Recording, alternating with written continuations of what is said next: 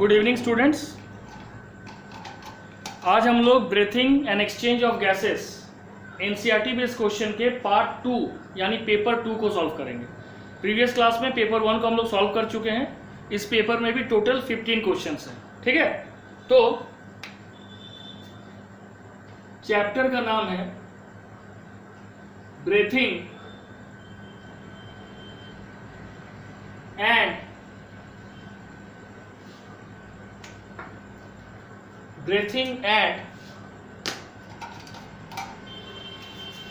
exchange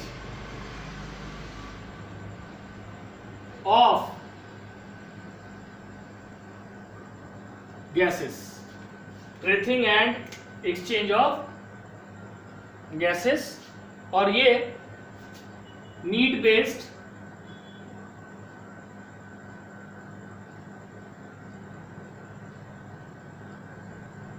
MCQ multiple choice question है, जो कि आज पार्ट 2 या बोल सकते हो पेपर 2 इसका हम लोग सॉल्व कर रहे हैं। पेपर 1 प्रीवियस क्लास में हम लोग सॉल्व कर चुके हैं। ठीक है, तो हम लोग सबसे पहले क्वेश्चन से शुरू करते हैं। फर्स्ट क्वेश्चन क्या है? ठीक है, फर्स्ट क्वेश्चन है bulk of oxygen, bulk of oxygen diffuses, bulk of oxygen diffuses from the plasma. Bulk of oxygen diffuses from the plasma into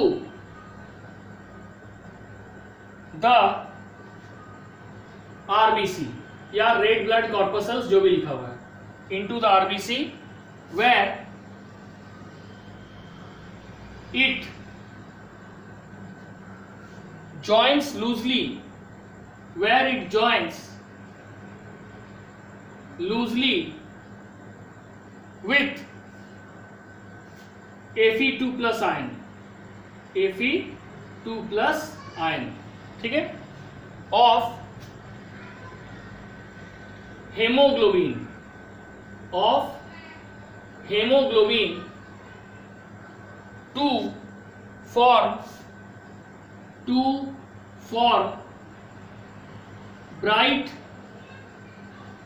red oxyhemoglobin, to form bright red oxyhemoglobin, that is HbO2,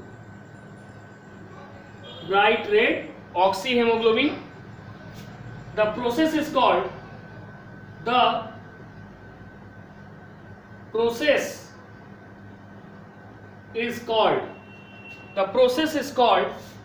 first oxidation. First option क्या है? Oxidation. Second oxygenation, oxygenation. Third option is hydration. Third option is hydration, and the fourth option is dehydrogenation, and the fourth option is dehydrogenation. These are the four options. इसमें कहा गया है कि bulk of oxygen जब plasma से diffuse करके RBC के अंदर इंटर करता है तो ये लूजली ज्वाइन करता है आयरन आयन के साथ हेमोग्लोबिन का, क्योंकि हेमोग्लोबिन दो पार्ट में बना हुआ है, globin protein and the haem part which contain 4 iron and each iron combined with each particular oxygen. ठीक है, to form bright red oxyhaemoglobin. इस प्रोसेस को क्या बोलते हैं? ऑक्सीडेशन, ऑक्सीजिनेशन, ठीक है, हाइड्रेशन या डिहाइड्रोजिनेशन. क्या होगा बोलो? हाँ, option 2 is the correct answer, क्योंकि इस प्रोसेस का नाम ऑक्सीजनेशन है. ऑक्सीडेशन होगा तो टूटेगा, हाइड्रेशन होगा तो वाटर का यहां बात आ गया, डिहाइड्रोजिनेशन होगा तो हाइड्रोजन आयन एलिमिनेट करेगा. ये सब तो कुछ नहीं हो रहा है, यहाँ पे ऑक्सीजन के साथ हेमोग्लोबिन ऐड हो रहा है, तो oxygenation. Question 2. During CO2 transport, during CO2 transport, HCO3 bicarbonate ion diffuses from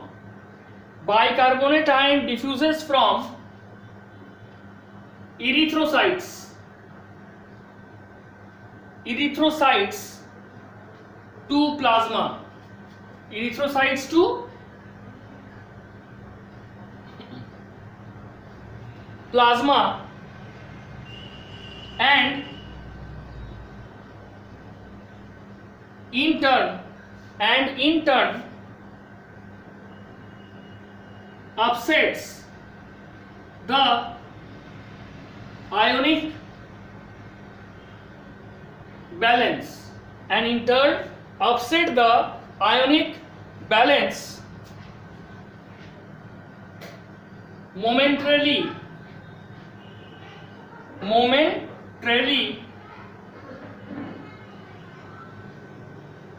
in order to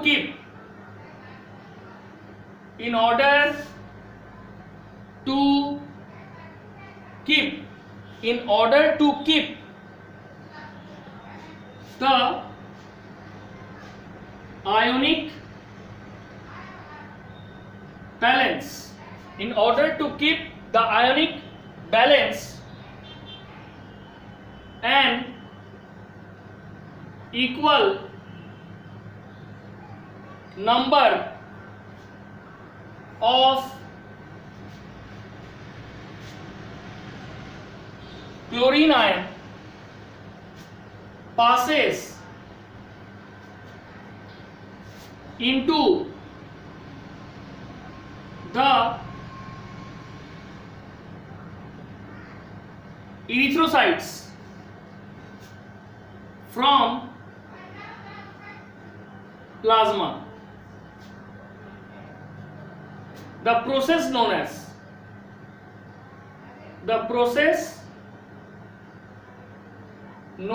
as इस प्रोसेस को क्या कहा जाता है? 4 ऑप्शन है. First, hamburger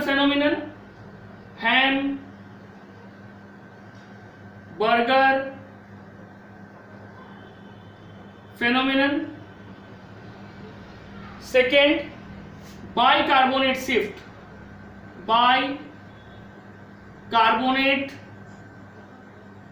shift, third, carbonation, fourth, Bohr's effect. ठीक है, तो ये 4 ऑप्शन है. बोला जा रहा है कि during CO2 transport HCO3 diffuses from erythrocyte to plasma, यानी बाइकार्बोनेट आयन जो है वो डिफ्यूज करता है फ्रॉम इरिथ्रोसाइट टू प्लाज्मा. ठीक है, in turn upset the ionic balance. In order to keep the ionic balance, equal number of chlorine passes from the erythrocyte में आता है into the plasma.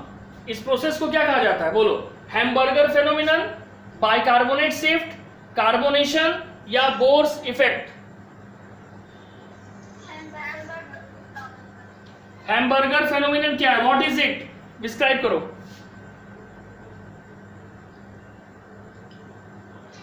सबसे पहले CO2 गैस जो आरबीसी में आता है वो उसके में जो वाटर प्रेजेंट होता है उससे रिएक्ट करके कार्बोनिक एसिड बनाता है. फिर कार्बोनिक एसिड जब प्लाज्मा में जाता है तो कार्बोनिक देखो सुनो, ऐसे नहीं, थोड़ा ढंग से बता. देखो तुम सही बता रही, बताना कैसे. देखो इरिथ्रोसाइट्स है, इरिथ्रोसाइट्स यानी आरबीसी में एक एंजाइम होता है जिसका नाम है carbonic anhydrase.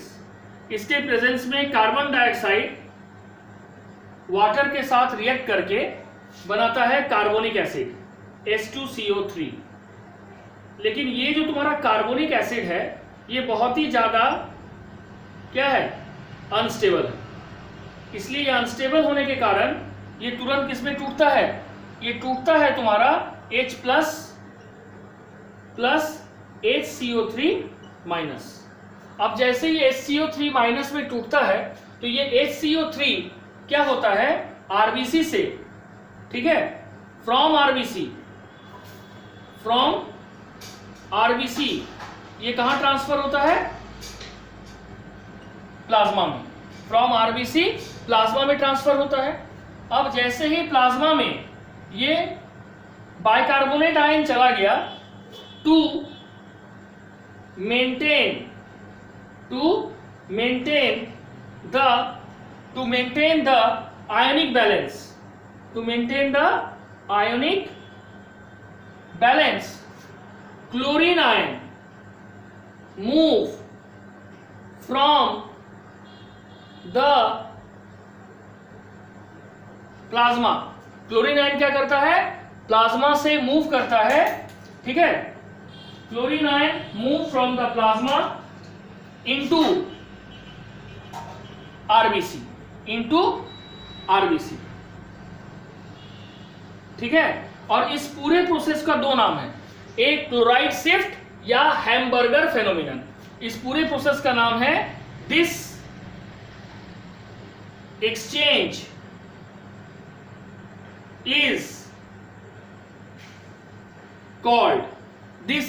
is called Hamburger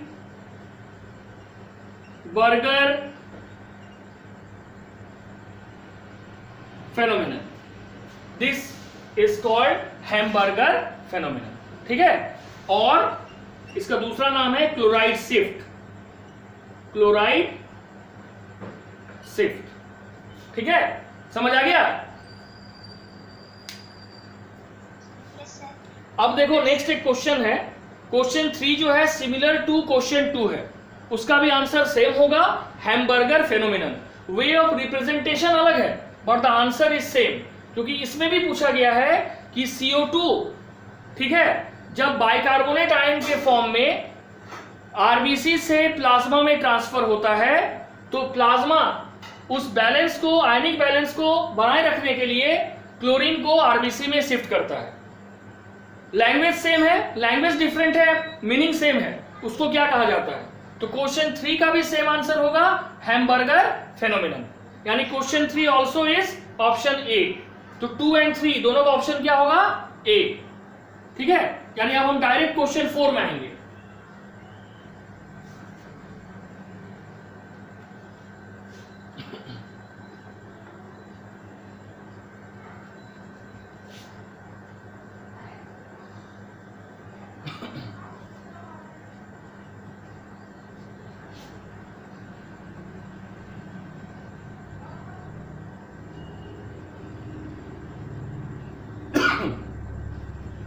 देखो question number 4, which of the following is true for CO2 concentration? Which of the following is true for carbon dioxide concentration? First option, more in alveolar air than in expired air. More in alveolar air than in expired air. Second, more in expired air, more in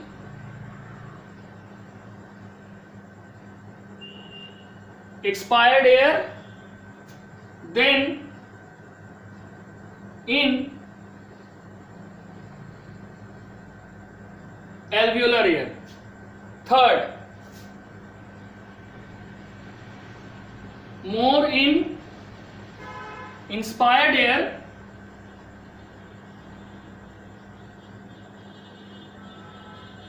than in alveolar air. Then in alveolar air, and fourth, more in inspired air, more in inspired air than in expired air, then in expired air. Which of the following is true for CO2 concentration? alveolar air में इसका percentage ज्यादा होता है then in expired air, जब हम acceleration से air को release करते हैं। दूसरा, एक्सपायर्ड एयर में ज्यादा होता है alveolar एयर से। दूसरा, इंस्पायर्ड एयर में कार्बन डाइऑक्साइड ज्यादा होता है देन इन alveolar एयर। और तीसरा, इंस्पायर्ड एयर में ज्यादा होता है देन इन एक्सपायर्ड एयर। बोलो इसमें से which option is correct? CO2 concentration किस में ज्यादा होता है?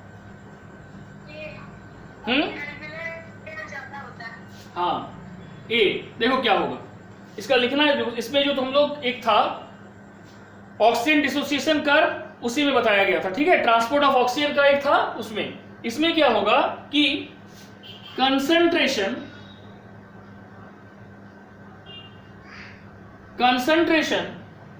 और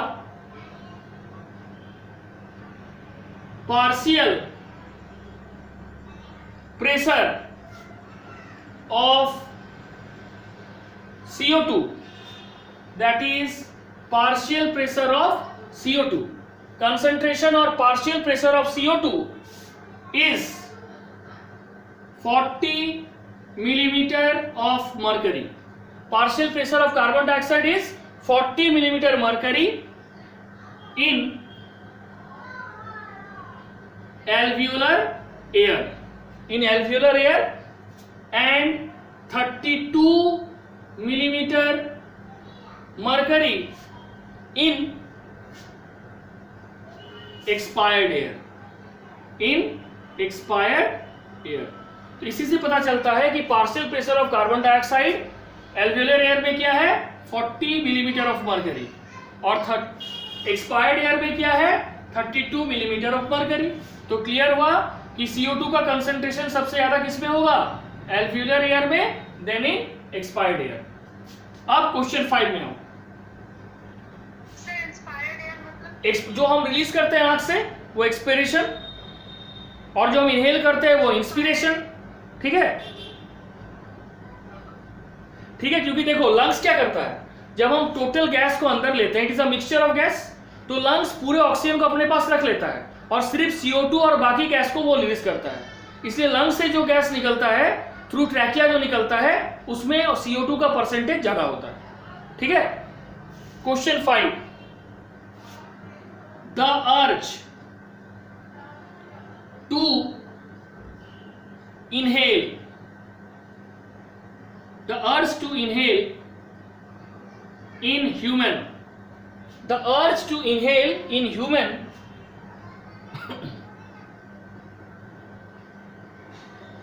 results from, पहला,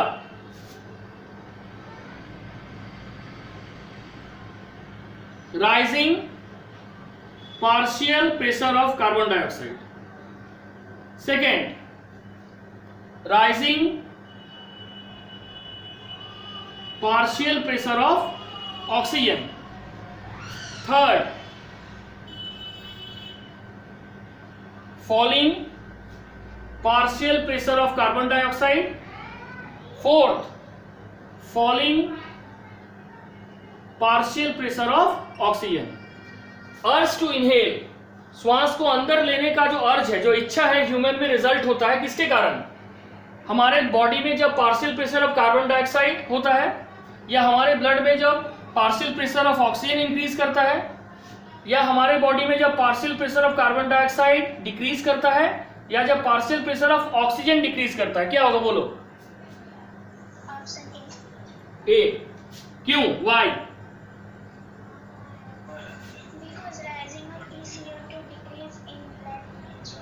देखो वैसे नहीं, इसको लिखना है कि जब हमारे ब्लड में एक्सेस CO2 होता है, ये हमारे respiratory centre of the brain को स्टिमुलेट करता है, और जैसे ही respiratory centre of the brain को ये स्टिमुलेट करता है, ये हमारे बॉडी में इंस्पिरेटरी कैपेसिटी को इंक्रीज करता है, मतलब अर्ज टू इंस्पायर, श्वास को अंदर, ज्यादा से ज्यादा एयर को अंदर लेने के टेंडेंसी को बढ़ाता है, समझ गए? तो लिखेंगे जबकि राइजिंग प्रेशर ऑफ O2 में ऐसा कोई कैपेसिटी नहीं है कि वो हमारे रेस्पिरेटरी सेंटर ऑफ ब्रेन को स्टिमुलेट कर सके। तो लिखेंगे आंसर ए क्यों है ये जान लो, वाई। क्या लिखेंगे? Excess CO2, excess carbon dioxide stimulates the excess carbon dioxide stimulates the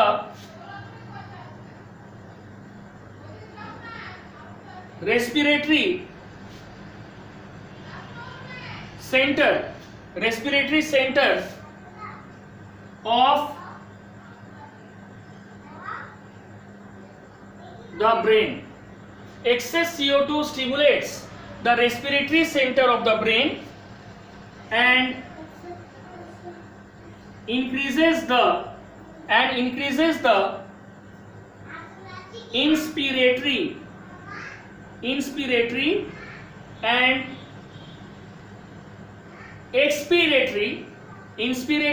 and expiratory signals to the respiratory muscle। ठीक है, और ये क्या इंक्रीज करता है? इंस्पिरेटरी और expiratory signal to the respiratory muscles, इसको ये इंक्रीज कर देता है। कब? जब CO2 एक्सेस होता है, ये स्टिमुलेट करता है हमारे respiratory centre of the brain को। तो इसका परिणाम क्या होता है? इंस्पिरेटरी और एक्सपिरेटरी सिग्नल जो है, ठीक है, इंक्रीज कर देता है रेस्पिरेटरी मसल्स में, ठीक है। लेकिन O2 अगर हमारे ब्लड में इंक्रीज कर जाता है, राइज कर जाता है, तो इसका कोई डायरेक्ट इफेक्ट हमारे respiratory centre of the brain में नहीं है। And that is why rising PCO2, partial pressure of carbon dioxide, is the correct answer which increases the urge to inhale in human. ठीक है, अब आ जाओ क्वेश्चन 6 में। Question 6, ठीक है,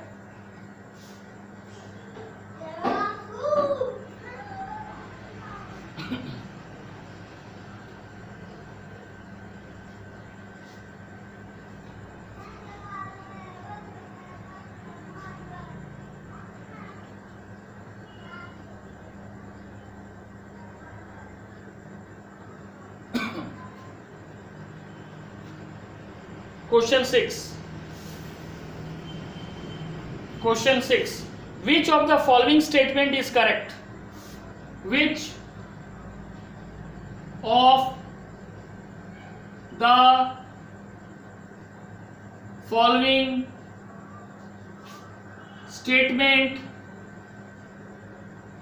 is correct? ठीक है, First, A. The contraction of internal, the contraction of the internal intercostal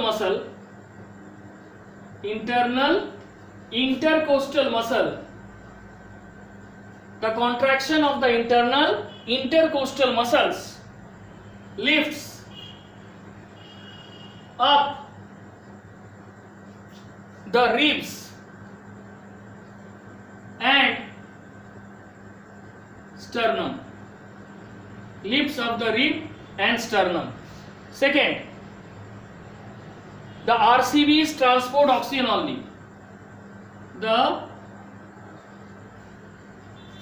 RBC,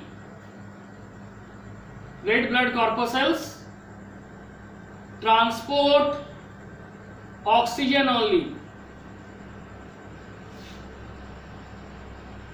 Okay. Third, the thoracic cavity, is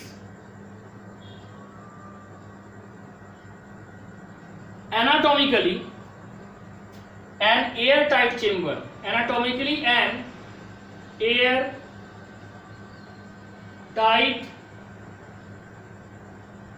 chamber. Fourth, healthy man can inspire, healthy man can inspire approximately या approx 500 ml of air, 500 ml of air per minute, Which of the following is correct? इसमें से correct statement कौन है? देखो, RBC transport oxygen only, कभी गलत, 100% गलत है, because it also transport carbon dioxide. Third, thoracic cavity is anatomically an air tight chamber. Thoracic cavity जो है एनाटोमिकली एयर टाइट चेम्बर है, ये 100% सही है. क्यों? क्योंकि बोला जा रहा है कि एयर थोरासिक कैविटी के अंदर लंग्स है और लंग्स के अंदर एयर सैक है और एयर सैक के अंदर एक्सचेंज ऑफ गैस होता है. यानी और जो लंग्स है इसके ऊपर भी एक प्लूरल कैविटी है, प्लूरल मेम्ब्रेन है. ठीक है, तो पहले प्लूरल मेम्ब्रेन, फिर लंग्स और उसके अंदर में एयर सैक जिसके अंदर एक्सचेंज ऑफ गैस होता है. सो इसलिए thoracic cavity is anatomically an airtight chamber is 100% correct. First में आ जाओ, contraction of the internal intercostal muscle lifts up the rib and sternum, 100% गलत. ठीक है, contraction of the internal intercostal muscle जब होता है तो ये हार्ट को लिफ्ट अप नहीं करता है, लिफ्ट डाउन करता है. और finally healthy man can inspire approx 500 ml of air per minute, that is also incorrect. So thoracic cavity is anatomically an airtight chamber is 100% correct statement. इसमें है the contraction of the external intercostal muscle lift of the rib and sternum. ठीक है, RBC क्या करता है? Transport both carbon dioxide oxygen. तो सही कौन होगा? thoracic cavity is anatomically an airtight chamber as it consists of lungs and that further consists of air sac. Okay, इसलिए और लंग्स के ऊपर भी तुम्हारा कवर रहता है. ठीक है, जिसको हम प्लूरा बोलते हैं, प्लूरल मेम्ब्रेन बोलते हैं. तो अब आ जाओ क्वेश्चन 7 में. क्वेश्चन 7 में क्या है? The factor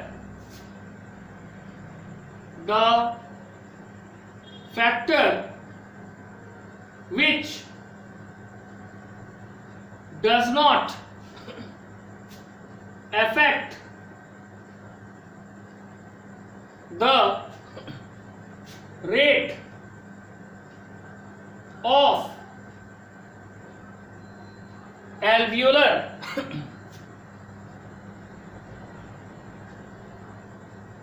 diffusion is the factor which does not affect the rate of alveolar diffusion is first solubility of gases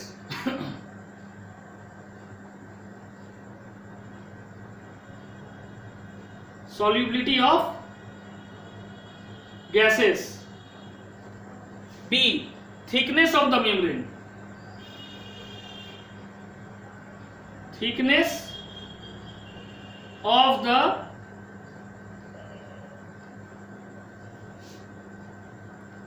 C, pressure gradient, pressure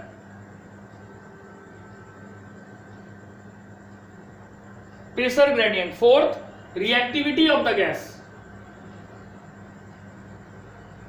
reactivity of the gases, reactivity of the gases. बोला जा रहा है इसमें से कौन सा factor rate of alveolar diffusion को effect नहीं करता है? बोलो, चार में से कौन सा ऑप्शन सही होगा? Solubility of the gas, thickness of the membrane, pressure gradient और रिएक्टिविटी ऑफ द गैस. कौन सा होगा? बोलो. reactivity of the gas. Yes. Question 4, option 4 is the factor which does not affect the rate of alveolar diffusion. ठीक है, तो हम लोग लिखेंगे कि ऑक्सीजन या कार्बन डाइऑक्साइड जो है ये एक्सचेंज होता है एल्वियोली में by a process of simple diffusion. ठीक है, अब क्या होता है, द फैक्टर्स, ठीक है, जो फैक्टर इफेक्ट करता है डिफ्यूजन को वो है pressure gradient of the gas, solubility of the gas and the thickness of the membrane which is involved in diffusion. So these three factors A, B and C, these are the factor which directly affect the alveolar diffusion. लेकिन reactivity of the gas का कोई role नहीं है। अब आ जाओ question 8। Question 8 है in human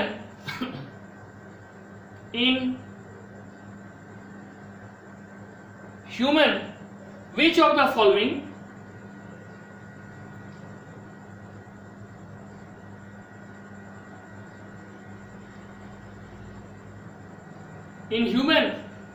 the following is not a step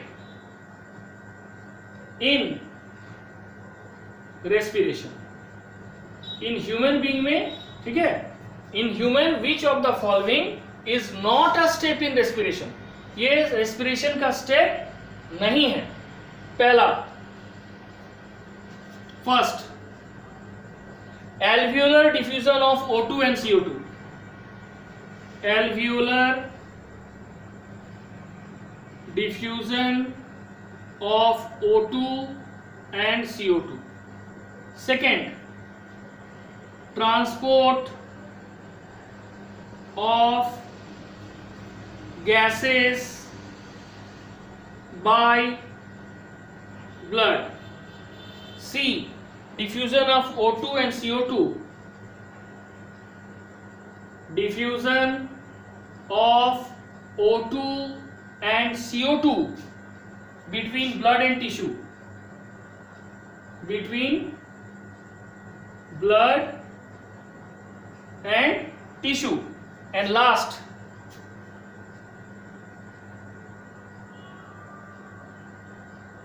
utilization of CO2 by cells for catabolic reaction. In human, which of the following is not a step of respiration? Alveolar diffusion 100% respiration का steps है।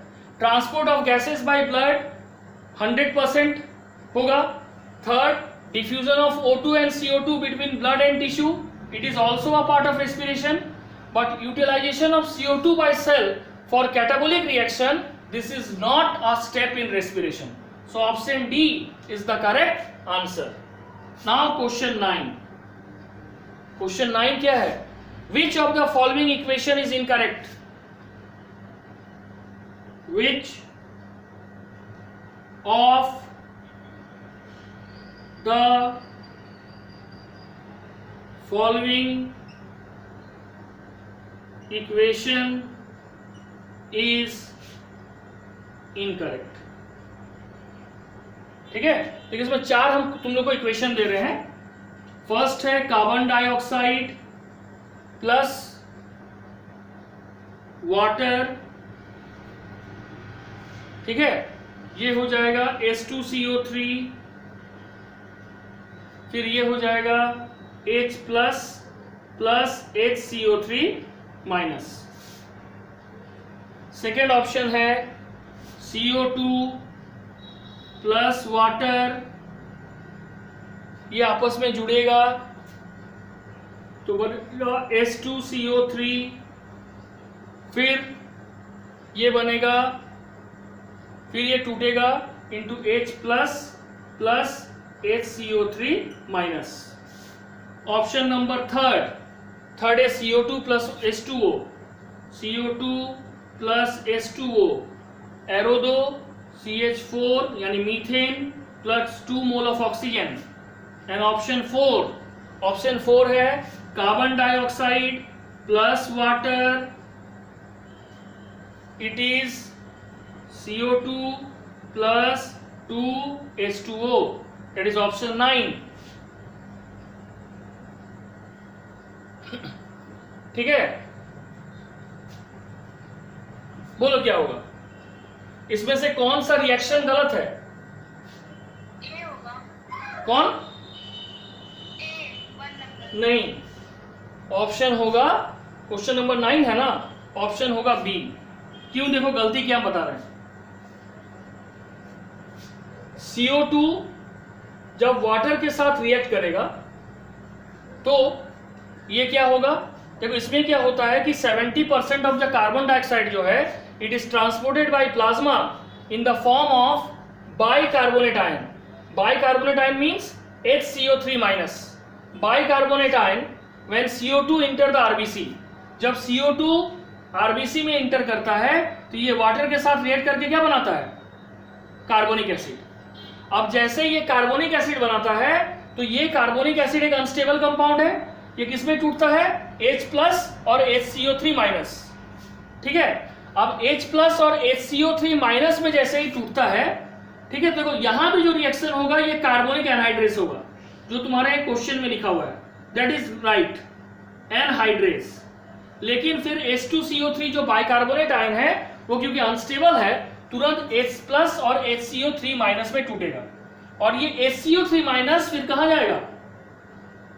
Plasma में। और plasma ionic balance को बनाने के लिए RBC के अंदर इक्वल प्रोपोर्शन में किसको एंट्री करवाएगा? क्लोरीन आयन को। तो ये मिसिंग है, इसलिए option 2 is the incorrect option. समझ आया? क्लियर नबी? हाँ, इनकरेक्ट, हाँ इनकरेक्ट हो गया, सॉरी इनकरेक्ट हुआ। अब आ जाओ क्वेश्चन 10 में। क्वेश्चन 10 क्या है देखो, what is the approximate normal composition. बहुत इजी है क्वेश्चन, ये हम लोग 8 से पढ़ रहे हैं कि एटमॉस्फेयर में कितना % नाइट्रोजन होता है? 78%। ऑक्सीजन कितना % होता है? 48%, सॉरी 14%, है ना? तो हम लोग अब देखेंगे क्या क्वेश्चन है। 78% nitrogen, it is the maximum.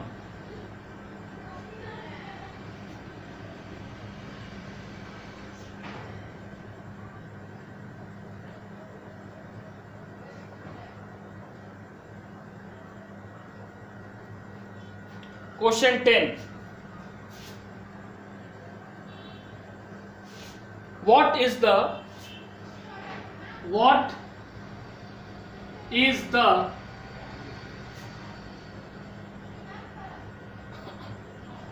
approximate normal composition of alveolar air? approximate normal composition alveolar air का क्या होगा? First option 14% oxygen, 6% carbon dioxide, 80% nitrogen. ठीक है, second option 21% oxygen, 2% carbon dioxide and 77% nitrogen. ठीक है, third option 6% oxygen, 3% carbon dioxide and 81% nitrogen.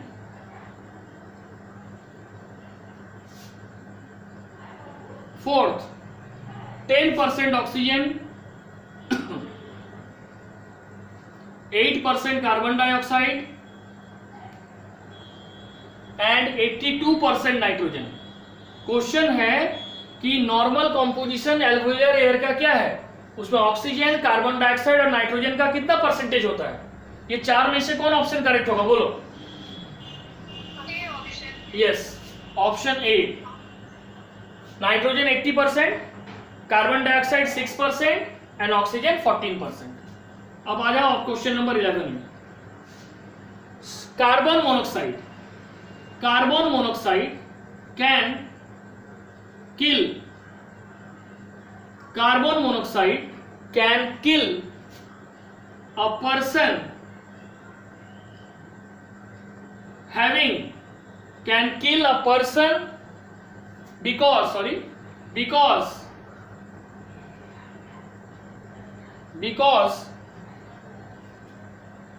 of its extremely high affinity for, चार option है. First,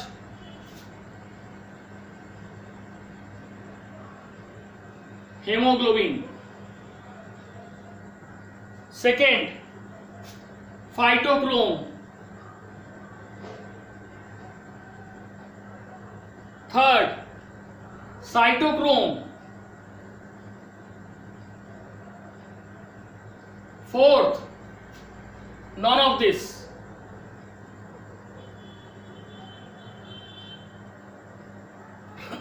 Fourth, none of this. CO2 can kill a person because of its extremely high affinity. किसके प्रति high affinity होता है?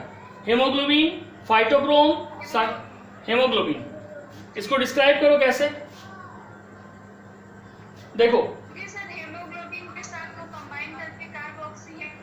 वो तुम सही बोल रही है, पर तुमको प्रूफ करना है ना. O2 के साथ भी तो वो बनाता है. मान लो CO2 और O2 दोनों रहा, तो वो फिर ऑक्सी हेमोग्लोबिन पहले बनाएगा या कार्बोक्सी हेमोग्लोबिन पहले बनाएगा, और जो भी बनाएगा वो क्यों बनाएगा.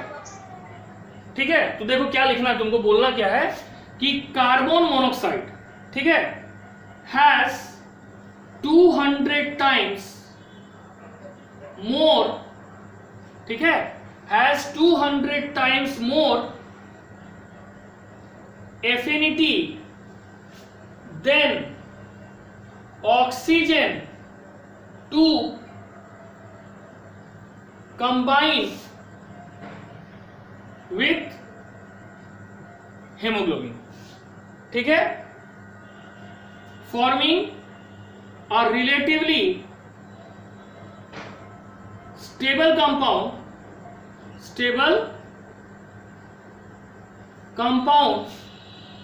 called relatively stable compound called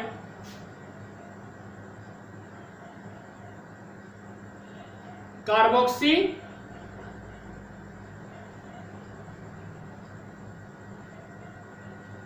haemoglobin.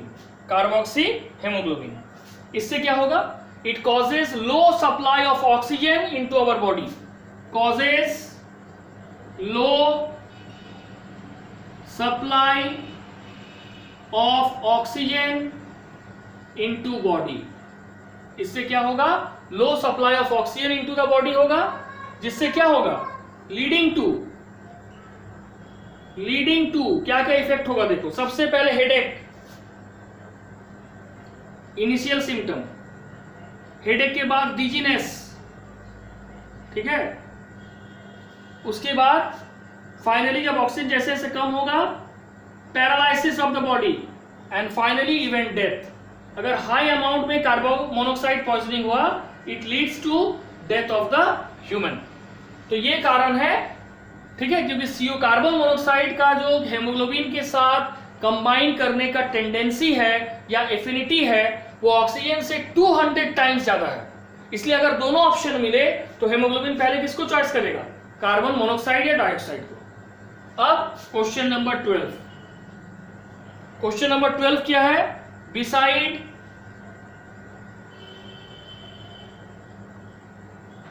RBC, blood plasma also carries oxygen in solution. Okay, this percentage, इसका परसेंट क्या होगा? First option 3 to 9%, 3 to 9%. Second option 3 to 6%. Fourth option 1 to 2%, sorry, third option, and fourth option 2 to 3%, 2 to 3%। बोलो कौन सा option सही होगा? Option D नहीं जी, option A. 97% of the oxygen, option 12 का ए होगा।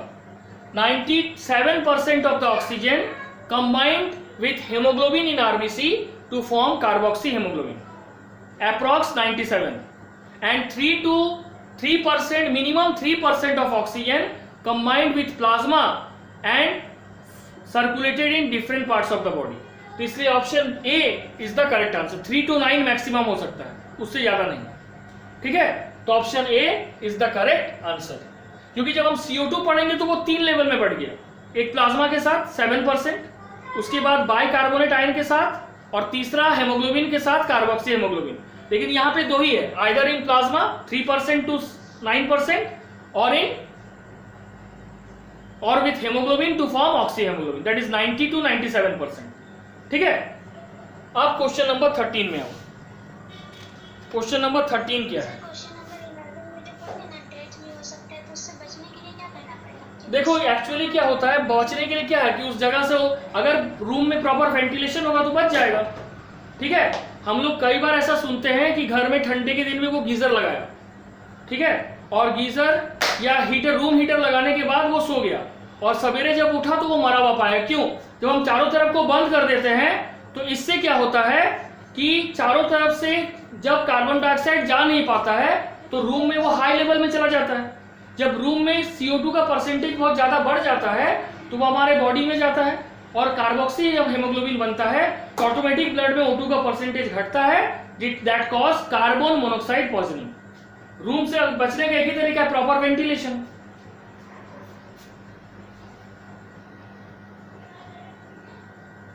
बहुत भी ठंडे के दिन में क्या करता है, घर में चूल्हा जला के रख देता है, वो गलत नहीं है, लेकिन रूम में प्रॉपर वेंटिलेशन होना चाहिए ताकि वो जो हॉट गैस है वो निकल भी जाए, ऐसा नहीं कि रूम में ही रह जाए।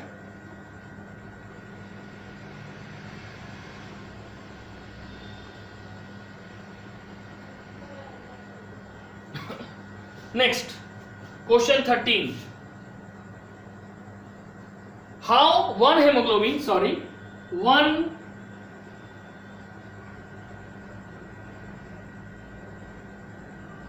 hemoglobin carries how many molecules of oxygen? First option 4, second option 2, third option 6, fourth option 8। बोलो, how many oxygen combined with one hemoglobin? 4। Why 4?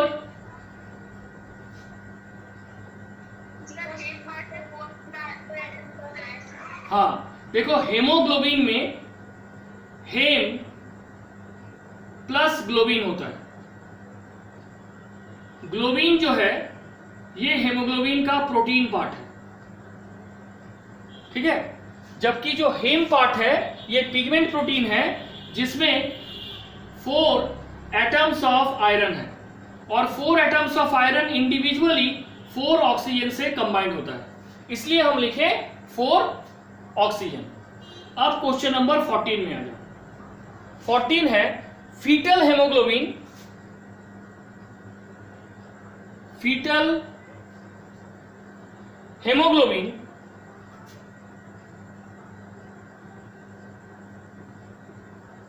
ठीक है, foetal haemoglobin has X affinity, X affinity, X affinity for oxygen then for carbon dioxide। ठीक है, X affinity for oxygen then sorry, then mother's hemoglobin, then mother's hemoglobin during gestation period. Gestation means the period from fertilization until the birth of a young one, that is plus minus 9 months plus minus 7 days. Gestation, during gestation, comma x is, x क्या है, ये जो x है ये क्या है, first same, second higher, third lower, fourth lower affinity earlier, lower affinity earlier but higher later, but higher later.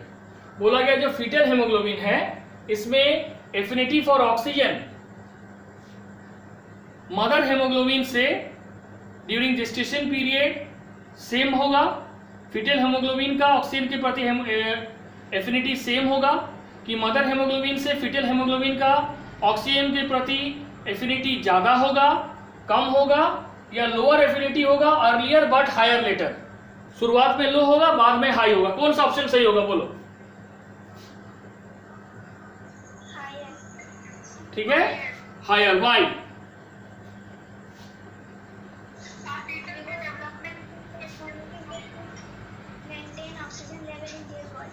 ठीक है, बोला जा रहा है कि जब जेस्टेशन पीरियड होता है तो during the last 7 months of development in the uterus and persist in the newborn until it is about 6 months old.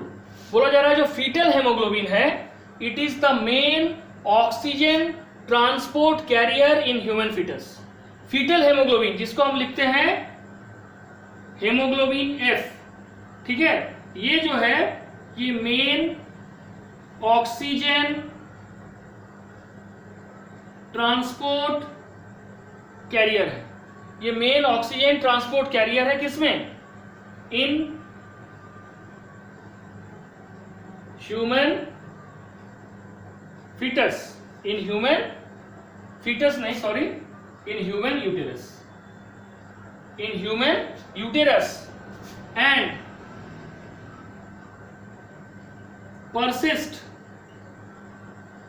persist in the newborn and persist in the newborn until it is about 6 months old. ठीक है, और ये newborn में तब तक रहता है जब तक कि वो 6 महीने, जन्म के बाद भी 6 महीने तक का नहीं हो जाता है. ठीक है, और हेमोग्लोबिन जो फीटल ब्लड में होता है उसका ऑक्सीजन के प्रति जो एफिनिटी है वो नेचुरली मदर हेमोग्लोबिन से हमेशा ज्यादा होता है. ठीक है, इसलिए होगा आंसर हायर. यहां तक क्लियर हो गया? अब एक क्वेश्चन हम 15 अपने तरफ से बोल रहे हैं, बोलना ठीक है. In oxygen haemoglobin dissociation curve, when the curve shifts to right, जब ऑक्सीजन डिसोसिएशन कर्व राइट की तरफ तुम्हारा शिफ्ट हो रहा है, it indicate first association of hemoglobin plus oxygen. Second, it indicates dissociation of oxygen from hemoglobin. Third, no effect. Fourth, none of this. ठीक है, no effect. Fourth, none of this. बोलो कौन सा ऑप्शन सही होगा? Option B. Option B. B, क्यों होगा बोलो? क्योंकि जब वो राइट साइड में करता है तो वो डिसोसिएशन को शो करता है. क्यों शो करता? वाई? क्योंकि उस समय ब्लड में जो है partial pressure of carbon dioxide is more than partial pressure of oxygen. तो जब ऑक्सीजन का पार्शियल प्रेशर कार्बन डाइऑक्साइड से घट जाएगा, हम लोग ऑलरेडी पढ़ चुके हैं कि haemoglobin has more affinity for carbon dioxide than oxygen.